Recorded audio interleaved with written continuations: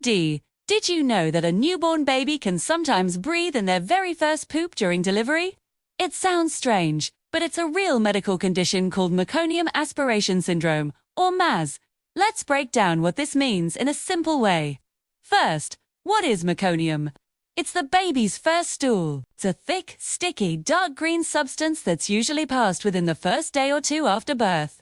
It's made up of everything the baby ingested while in the womb, like amniotic fluid, lanugo, and mucus. Normally, babies pass meconium after they're born, sabobe. However, sometimes a baby can get stressed during labor or delivery, maybe due to a long delivery or issues with the placenta or umbilical cord.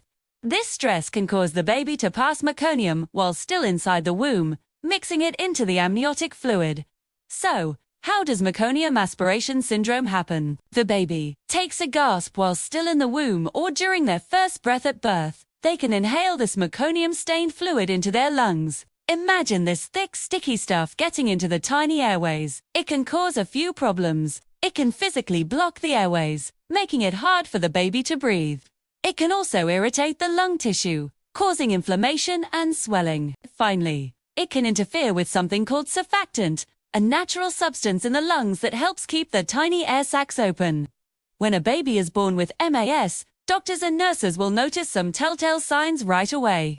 The amniotic fluid might be greenish or brownish, and the baby's skin, nails, or umbilical cord might have a greenish stain. More importantly, the baby might have trouble breathing.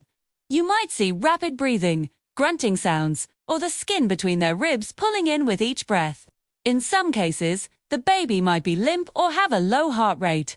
The good news is that medical teams are highly trained to handle this. As soon as they see meconium-stained fluid, they're on alert. Tip: the baby is born vigorous and crying. They will usually just be watched closely. But if the baby is not breathing well, the team will immediately start helping. They might use a suction tube to clear the meconium from the baby's mouth and throat. If the baby needs more help, they might be taken to the neonatal intensive care unit, or NICU. There, they can receive oxygen, use a special machine to help them breathe, or get antibiotics to prevent infection. In very rare severe cases, more advanced treatments might be needed. It's completely normal for parents to feel scared. But it's important to know that the vast majority of babies with MAS recover fully with no long-term problems. D. The medical team goal is to support the baby's breathing until their lungs can clear the meconium and heal. With prompt and excellent care, most babies go on to be perfectly healthy. Thanks for watching. We hope this simple explanation was helpful. If you found this video informative, please give it a thumbs up and subscribe for more content. See you in the next video.